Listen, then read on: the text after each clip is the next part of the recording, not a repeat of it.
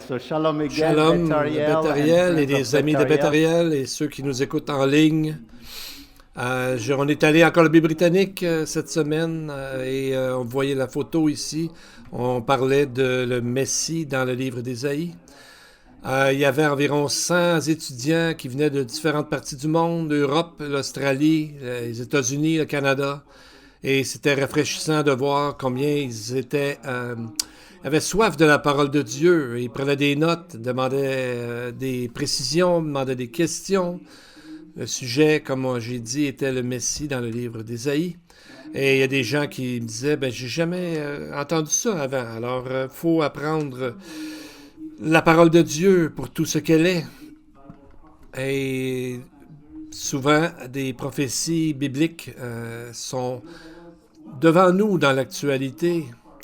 Et ce qu'on voit la semaine dernière, les tanks Léopard, qui sont des tanks allemands, qui l'Ukraine a demandé pour pouvoir repousser les futures attaques, probablement au printemps, de la Russie.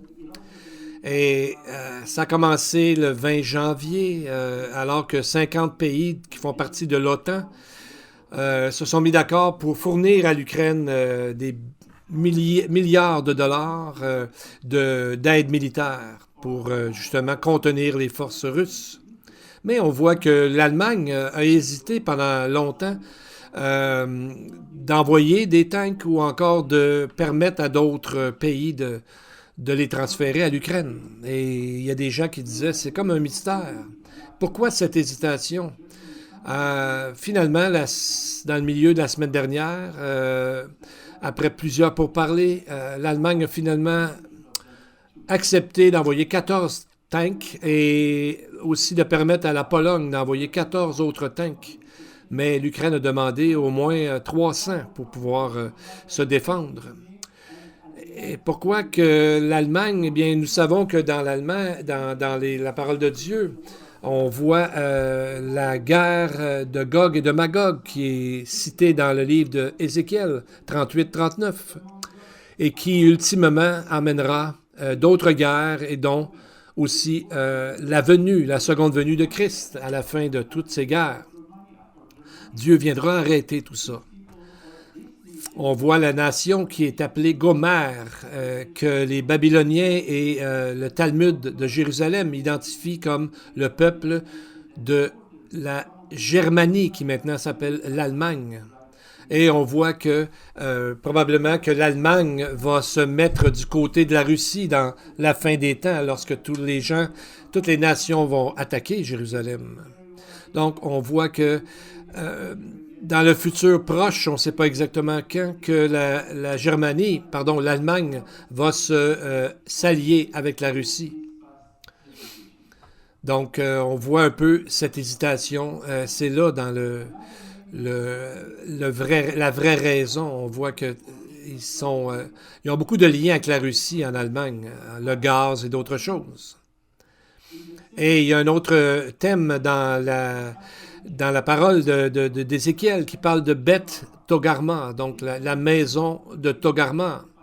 Et ça a été souvent identifié avec plusieurs pays, mais surtout celui de la Turquie. Saviez-vous que plusieurs parmi les membres de l'OTAN, la Turquie, au début, n'a pas imposé de sanctions à la Russie ou encore d'annuler des vols entre les deux pays? Mais plus tard, ils l'ont fait parce qu'on voyait que la pression était mondiale. Mais ils étaient très légers comparés à d'autres sanctions de d'autres pays. On voit que la Turquie a annoncé qu'ils vont permettre à des navires de guerre russes d'aller dans leurs eaux et d'aller jusqu'à la mer Noire. Donc on voit que c'est l'ami le plus proche de la Russie parmi les nations de l'OTAN. Donc, ces deux pays, l'Allemagne et la Turquie, pourront très bien sauter de l'autre côté et se mettre du côté de la Russie lorsque un jour arrivera sur la scène l'Antichrist qui voudra faire une fausse paix avec Israël, mais tous les gens, toutes les nations, à un moment donné, se ligueront contre Israël. Avez-vous déjà entendu parler de l'horloge de la fin des temps? C'est M. Albert Einstein qui a créé cette idée en 1947. C'était l'idée de mesurer le danger d'une bombe nucléaire. C'était au moment où on a lancé la bombe sur Hiroshima. Donc, on a mis l'horloge à 7 minutes avant minuit. La semaine dernière, ils ont mis cette horloge à 1 minute et demie ou 90 secondes à minuit. Qui bouge l'aiguille de cette horloge? Il y a un groupe de 10 scientifiques et des professeurs de différentes universités, des gens de prix Nobel qui font partie de ces membres, et eux autres ont décidé ça. Et pourtant, ce n'est pas un groupe religieux du tout. Ils ont vu que c'est dangereux. Maintenant, on s'approche d'un problème qui pourrait arriver nucléaire. Pardon. Ils disent qu'il y a 3 choses qui pourraient créer ça. C'est le danger d'une guerre atomique, le climat, les problèmes du climat, et les pestes, les famines qui nous rapprochent justement de la fin des temps comme tel. Et le dernier bulletin qu'ils ont dit ceci. Nous vivons dans des temps de danger sans précédent et l'horloge de la fin du monde reflète très bien cette réalité. Jésus l'avait dit dans Luc 21, verset 10. Il leur dit, une nation s'élèvera contre une nation et un royaume contre un royaume. Il y aura de grands tremblements de terre et en divers lieux des pestes et des famines et des virus. C'est ça qu'on a connu. Il y aura des phénomènes terribles et de grands signes dans le ciel. Donc on voit que le monde séculier, qui n'est pas religieux, en vient qu'à dire la même chose que les Écritures dans leurs prédictions.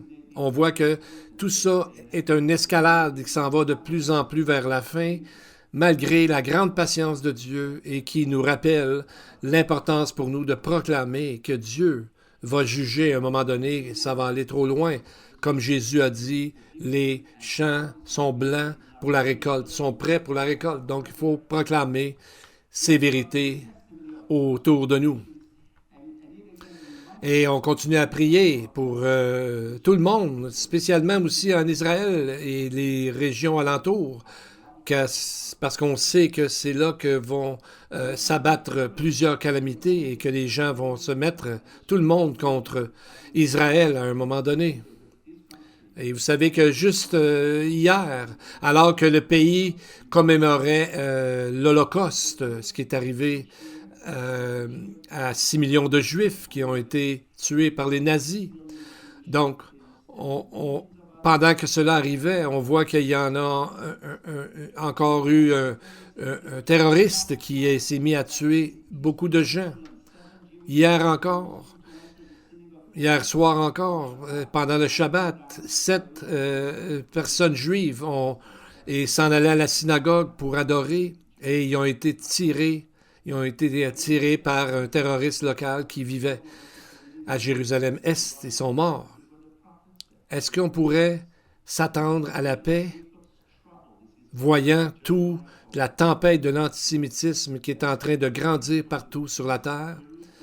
Alors prions pour la paix de Jérusalem et le salut de plusieurs, en nous rappelant qu'une grande lumière va venir bientôt parce que Jésus va revenir. Et il y a quelque chose d'important que j'aimerais partager avec vous concernant un petit changement dans notre culte du samedi matin. Vous savez, depuis les derniers 2000 ans, chaque sabbat à la synagogue, on inclut ce qu'on appelle le paracha, qui est une portion des 5 livres de Moïse. Dans une année, ils vont passer à travers les 5 livres du Pentateuque au complet, les 5 premiers livres de la Bible. Dans Actes 15-21, on parle de ça. Jacques dit, depuis bien des générations, Moïse a dans chaque ville des gens qui le prêchent, donc la loi, puisqu'on le lit tous les jours de sabbat dans les synagogues. Donc, Flavius Joseph disait que cette tradition était là avant le 1er siècle déjà.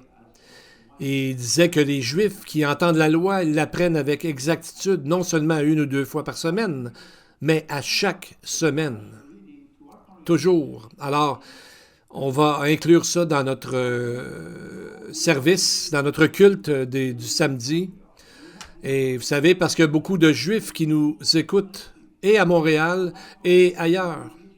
Vous savez, quand je rencontre des gens, vous savez, on a 2 stations de radio à Montréal, et on voit que de plus en plus de Juifs écoutent. Et notre champ missionnaire, nous, c'est surtout les Juifs. Et quand on parle aux Juifs, on atteint toujours aussi les non-Juifs. Donc, on va commencer une lecture à peu près 8 à 10 minutes au début de notre culte la semaine prochaine. Alors, ça va commencer à 11 heures, comme d'habitude. Et nous allons voir le paracha au début du culte. Tout le culte, est fabriqué de façon à avoir la même longueur de temps. Et si vous voulez vous familiariser avec le paracha et garder pour vos lectures, vous pouvez aller voir sur notre site web et voir la liste complète des portions à lire. La semaine prochaine, c'est Exode 13, 17 à 17, verset 16. Exode 13, 17 à 17, 16. Commençons par prier pour la parole de Dieu, pour remercier Dieu de nous avoir donné la parole. Béni sois-tu, ô Éternel, notre Dieu, Roi de l'univers, qui nous a donné la parole de la vérité et qui a mis parmi nous la vie et la vérité. Béni sois-tu, ô Dieu, qui nous donne la chance d'avoir les Écritures. Alors, nous recommençons ce matin notre étude dans le livre de Marc. Lorsqu'on a regardé la dernière fois, Jésus leur a demandé aux disciples, qui dites-vous que je suis? Marc 8, 29. La réponse est, je suis, car Jésus n'est rien d'autre que le Messie divin. Toute autre idée de son identité ou autre chose en équivaut à de diminuer sa nature divine et va rapidement tourner un adorateur dans une personne idolâtre. Parce que Jésus est Dieu, et le Messie est Dieu, donc rien d'autre. Ce n'est pas un philosophe, un grand homme, je ne sais pas quoi, un homme religieux, mais c'est Dieu lui-même qui est venu sur terre pour régler le problème du péché et offrir la vie éternelle. Dans le fond, quand Jésus demande « Qui dites-vous que je suis ?», il nous demande aussi « Qui dites-vous que vous êtes ?» Dites-vous que vous êtes chrétien, mais vous faites le contraire ou non? Si on croit qui il est et qu'il est la seule porte, le seul chemin vers Dieu, dans le fond, ce que Dieu nous demande, c'est qui donc est en relation avec qui il est. Donc, c'est dans ce contexte-là que Jésus va déclarer quelle est notre nouvelle identité en lui. Il va parler de renoncer à soi-même, qui veut dire de laisser tomber nos vieilles façons de penser, nos vieilles façons de faire, et d'avancer dans le royaume de Dieu avec notre nouvelle identité et notre nouvelle position en lui. Il va dire aussi dans le texte de porter notre propre croix et de ne pas avoir honte de lui. Ce qui veut dire que l'important, c'est qu'on a quelque chose à faire, de porter notre propre croix, pas celle des autres, mais la nôtre. Et il va aussi parler que... Pardon. Il va parler aussi qu'un jour, les gens le verront, sa gloire, et on va voir ça bientôt dans le texte qui parle de la transfiguration. Et c'est dans cette section de l'Évangile de Marc que la première fois Jésus annonce qu'il va mourir et ressusciter. Quelque chose qu'il ne s'attendait pas parce qu'il pensait qu'il viendrait tout de suite établir son royaume. Maintenant. Donc, on voit qu'à partir de ce moment-là, dans l'Évangile de Marc, c'est une nouvelle période dans le ministère de Jésus. C'est comme un endroit charnière entre les deux. À partir de là, on voit qu'il y a seulement un petit reste de gens qui le suivent, parce que les grandes foules vont commencer à diminuer alors qu'ils s'approchent de Jérusalem. Donc, on voit qu'à partir de ce moment-là, la nature des miracles aussi change. On voit que souvent, les miracles sont plus subtils ou pour un groupe plus restreint de gens. Et donc, on voit que ça change au niveau de son ministère. Les miracles sont aussi magnifiques, sont aussi grandioses, mais il y en a plus pour des gens plus restreints, parce que les grandes foules, vous savez, quand ils ont vu que Jésus n'était pas juste là pour nous donner de la bouffe, ils ont quitté, et d'autres pour d'autres raisons. Donc, on voit que Jésus ici nous dit à ce moment-là comment le suivre. Et on voit que cette nouvelle section qu'on va voir dans les futures semaines aussi possède de grandes bénédictions qui vont encore déclarer l'amour agapé que Jésus a pour ce monde. Et avant de parler de sa nouvelle identité, c'est dans le verset 31, il va nous dire ce message important. Alors il commença à leur apprendre qu'il fallait que le Fils de l'homme souffrit beaucoup, qu'il fût rejeté par les anciens, les principaux sacrificateurs et par les scribes, qu'il fût mis à mort, et qu'il ressuscite 3 jours après. Voyez-vous comment il a arrangé cette phrase? Il y a comme une dichotomie, il y a comme une contradiction d'une certaine façon pour que ça les attire leur attention. Voyez-vous comment il se présente? Il se présente comme le Fils de l'homme. À ce moment-là, c'est de la façon qu'il appelait le Messie. Il savait à partir de Daniel le prophète, c'est un titre, Fils de l'homme, qu'on donnait au Messie. Daniel 7, versets 13 et 14 nous dit « Et voici, sur les nuées des cieux arriva quelqu'un de semblable à un fils de l'homme. On lui donna la domination, la gloire et le règne, et tous les peuples, les nations et les hommes de tous les langues, le servirent. » Ce qui est nouveau. Ce qui n'est pas nouveau, il le savait. Et aujourd'hui encore, dans la communauté juive, il voit encore le Messie comme quelqu'un qui va venir. Parce qu'ils n'ont pas reconnu celui qui est venu pour la plupart d'entre eux. Voyez-vous comment il parle? Il dit, le Fils de l'homme, il va souffrir, il va être mis à mort et ressusciter 3 jours après. Et voyez-vous, il dit, il faut que le Fils de l'homme souffre beaucoup. Donc, ce n'est pas un choix ou quoi, c'est déjà écrit. Les prophéties le demandent, la loi le demande. Alors, ici, il est en train de démontrer sa première venue et pourquoi il est venu. Et le Fils de l'homme, comme Daniel a dit, c'est qu'il va venir établir son royaume quand il viendra dans la gloire avec ses anges. Oui, il va venir comme ça. Mais, premièrement, il devait être rejeté et il devait mourir. C'est écrit dans la parole. Mais eux autres, ils avaient comme renversé ça. Ils auraient voulu qu'il établisse son royaume déjà parce que probablement c'est plus intéressant que de mourir. Alors, ils n'ont pas compris. Et qui étaient vraiment contre Jésus? C'est ceux qui devaient, dans le fond, célébrer Dieu et enseigner au sujet du Messie. Mais ils sont devenus les ennemis du Messie. On parle des anciens et des souverains sacrificateurs et des scribes.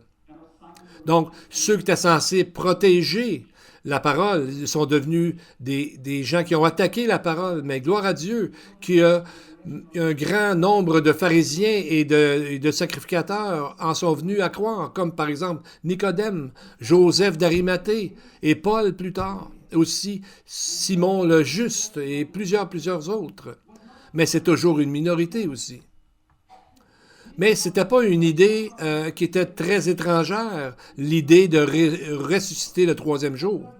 C'était quelque chose qu'ils connaissaient. Il y a un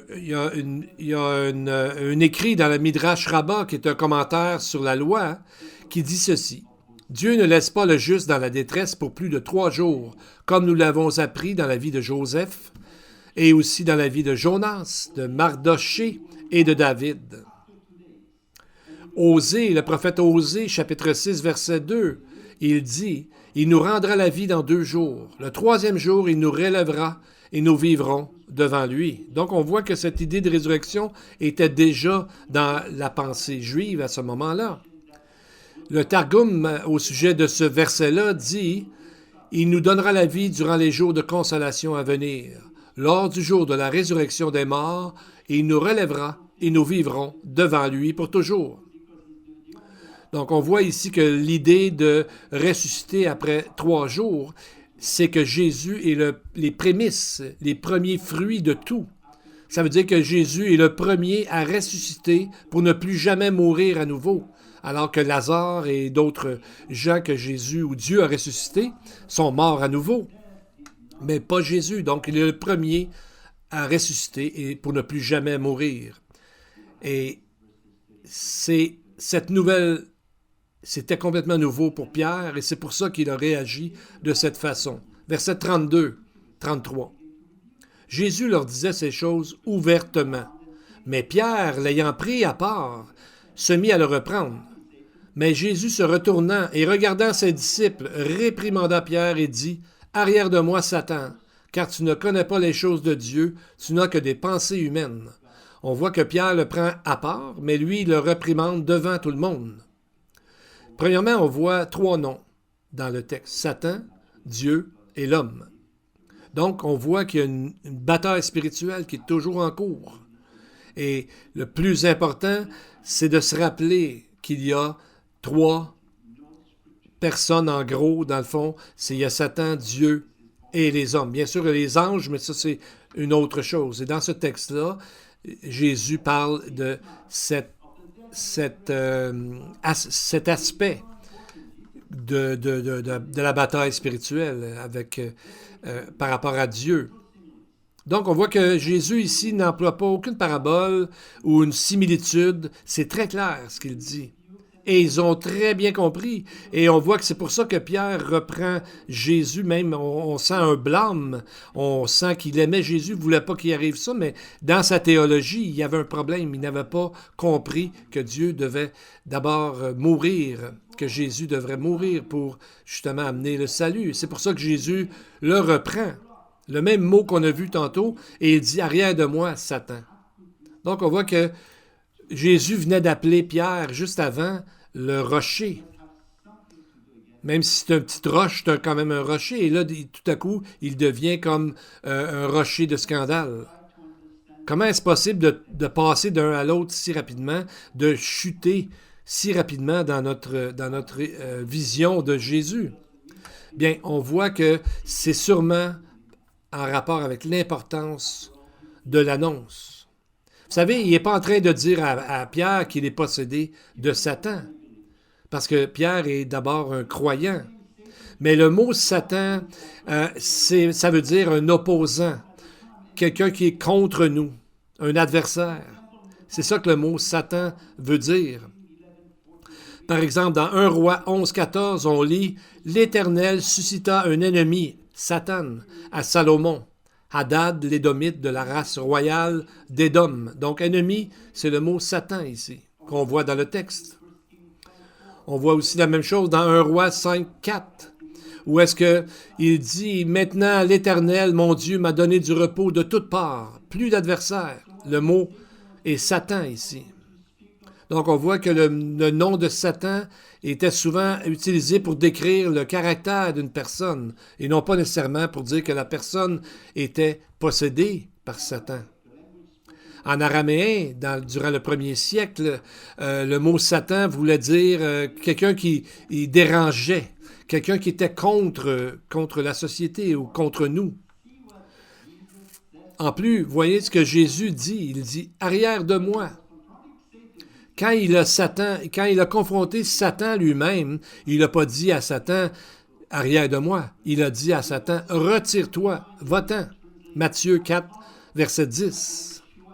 Parce que le mot en arrière de moi, c'est la même chose que la traduction ailleurs qui est dit « Suis-moi ».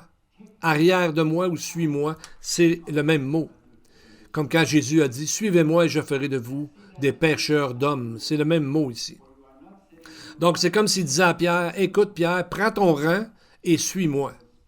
Donc, au lieu de me confronter dans ma mission, prends ton rang et suis-moi. Et je pense qu'on a besoin souvent, nous-mêmes, d'entendre ça de la part de Dieu. Et Jésus ajoute, car tu ne conçois pas les intérêts de Dieu, mais ceux des hommes.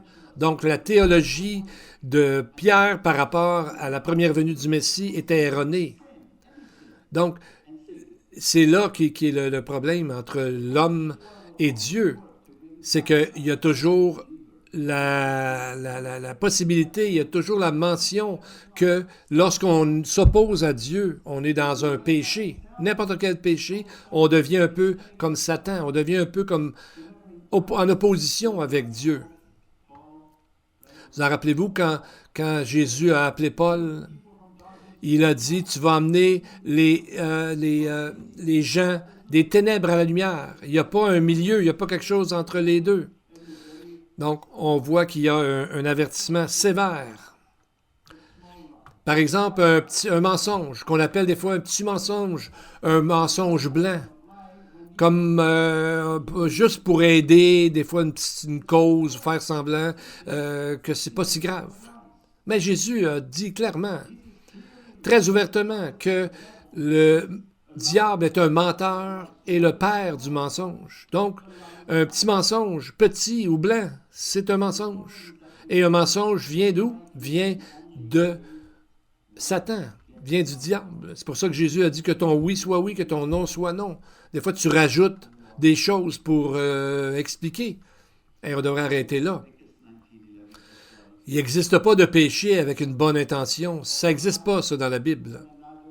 Lévitique 19, verset 11 dit « Vous ne déroberez pas et vous n'userez ni de mensonges ni de tromperies les uns envers les autres. » Le mot en hébreu est sakar, qui veut dire de briser une alliance. C'est ça, le mensonge. C'est de briser une alliance. La personne nous fait confiance et on ment. Quelle que soit la raison, on devient comme Satan quand on ment parce que Satan est le père du mensonge. Satan lui-même a brisé son alliance avec Dieu. C'est pourquoi qu'il est appelé le père du mensonge. Et encore là, il lui dit arrière de moi, Satan, de le suivre. Et ensuite, il va plus loin. Il explique qu'est-ce que c'est, verset 34. Ayant appelé la foule avec ses disciples, il leur dit, « Si quelqu'un veut venir après moi, qu'il renonce à lui-même, qu'il se charge de sa croix et qu'il me suive. »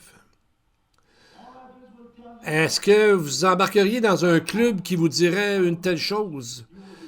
Et souvent, il y a des promesses comme ça qu'on nous dit, vous allez être riche, vous allez posséder ceci ou cela, et tout à coup, on s'aperçoit de la futilité et des mensonges de cette organisation et de ce club-là, et on est très, très déçus, et souvent, on voit ça souvent alentour de nous. Mais ici, les Écritures sont totalement, clairement, sincères et présentent la vérité telle qu'elle est.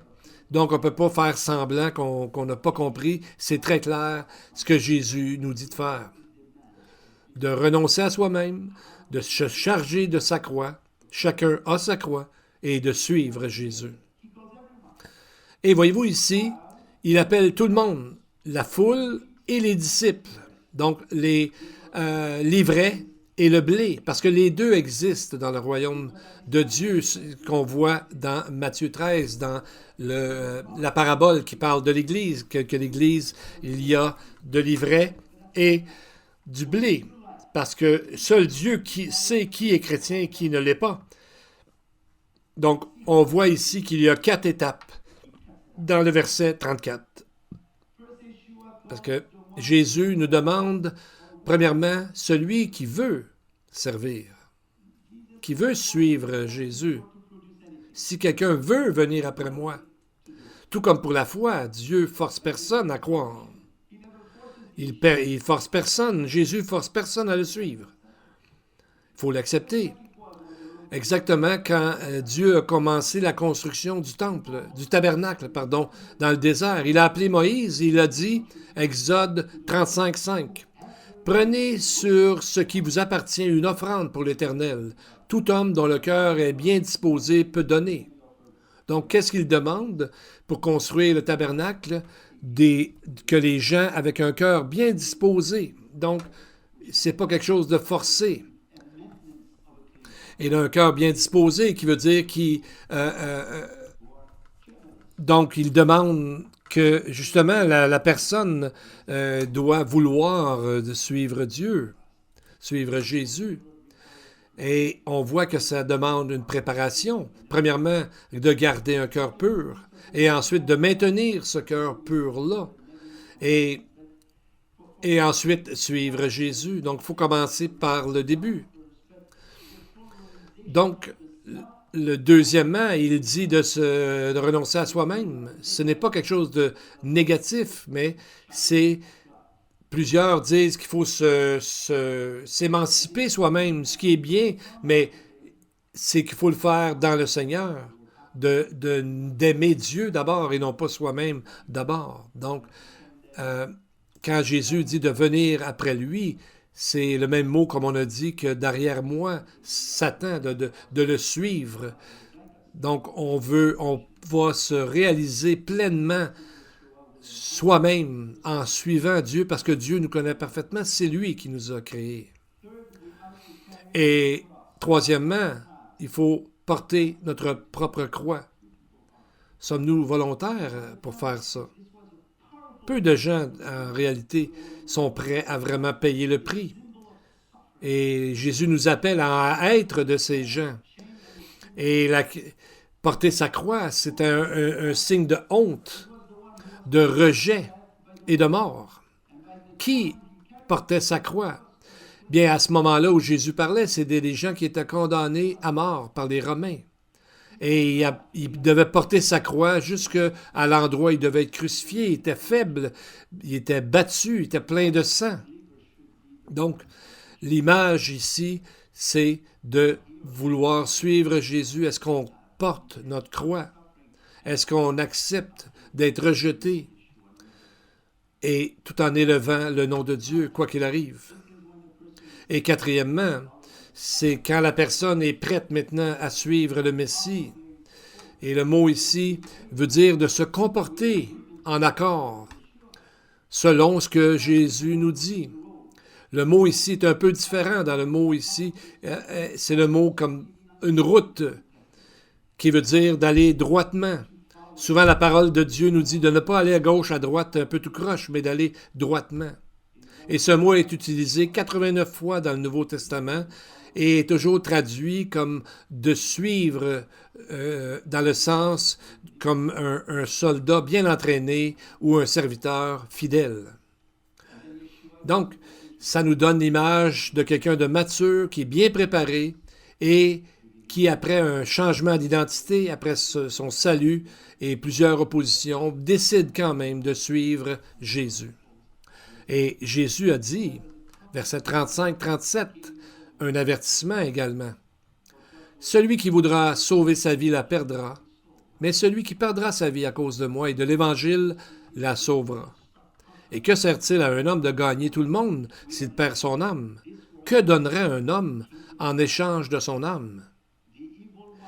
Donc, on voit que le malin va toujours nous dire que notre bonheur réside dans les richesses de ce monde. Jésus nous dit non.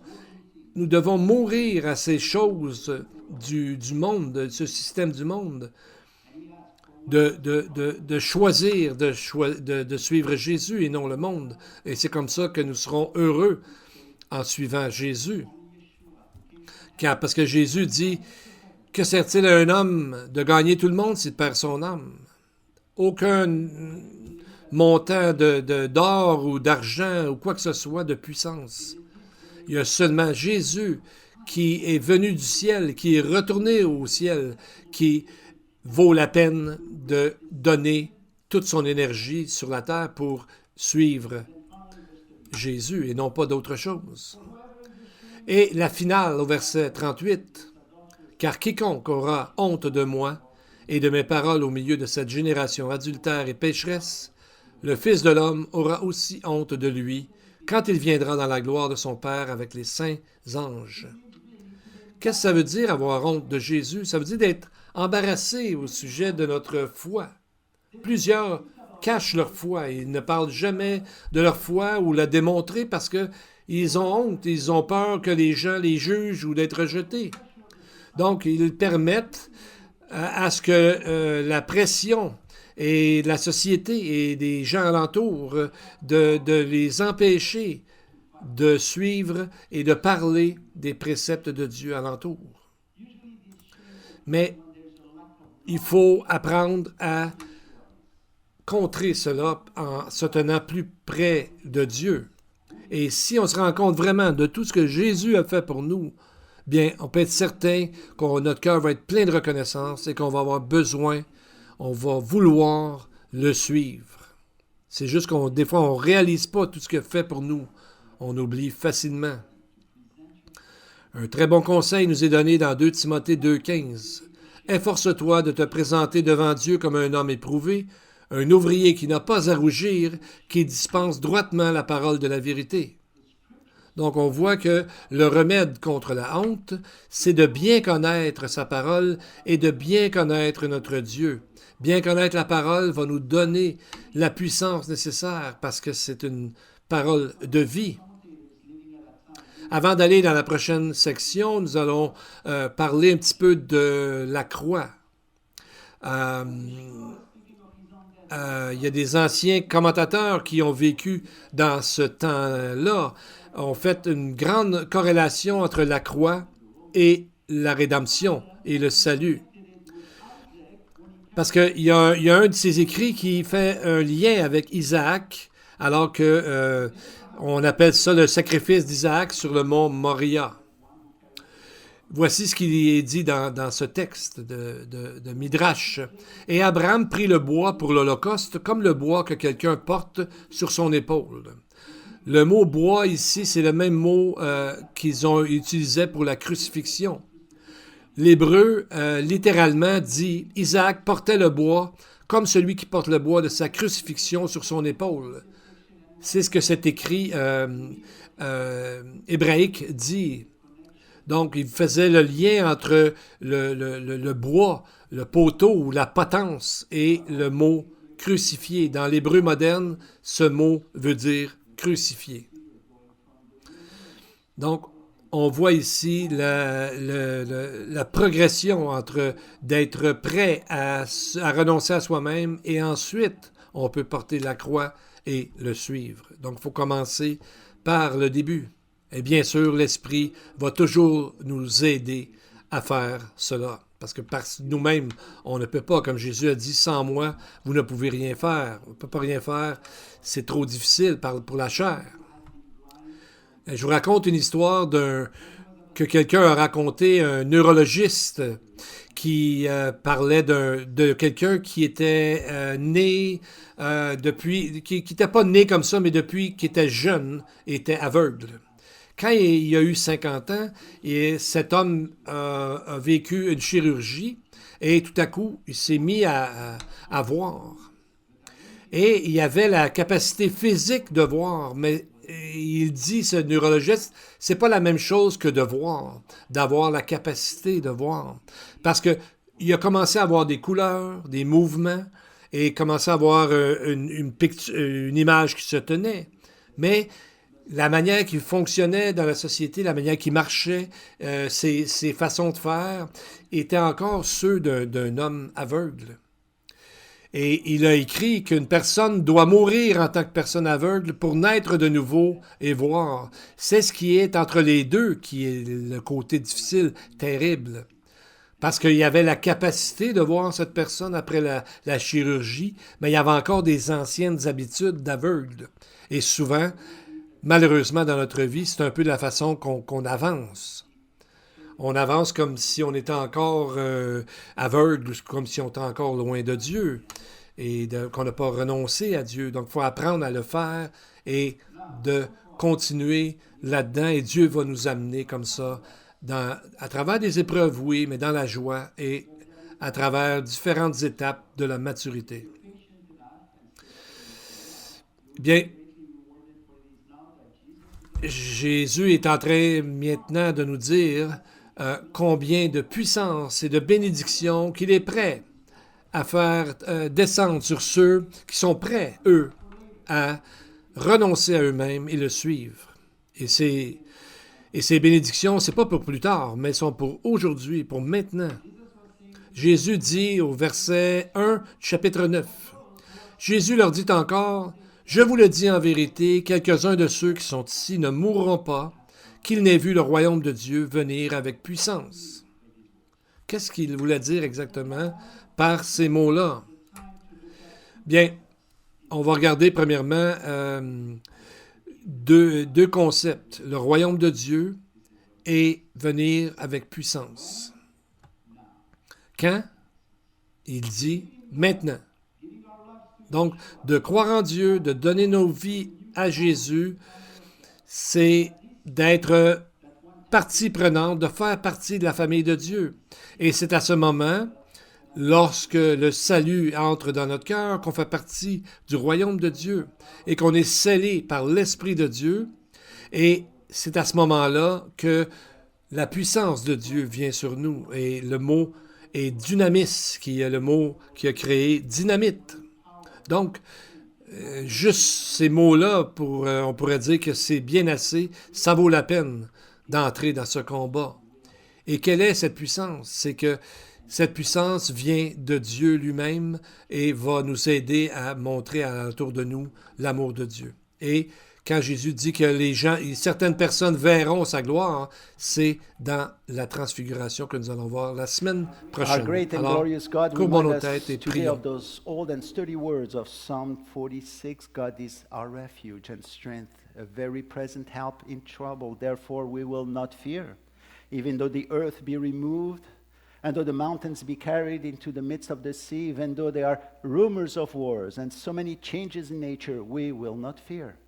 Remind us to be still and know that you are God. Remind us that the Lord of hosts is with us. The God of Jacob is our refuge. And for those today needing this very present help in trouble, I ask that you display yourself to them. Dislodge fear from them. Multiply grace and peace unto them. And may the evil one be soon crushed under their feet. Today we have seen your presence in your word, how you are so patient, not wanting that any should perish. And so, Lord, you are our inheritance and hope. Thank you, Father, for your love and compassion. B'Shem Yeshua Mashiach. And the Lord bless you and keep you. The Lord makes his face shine upon you and be gracious to you. The Lord lift up his countenance upon you and give you peace. Amen and amen. May the Lord bless you all.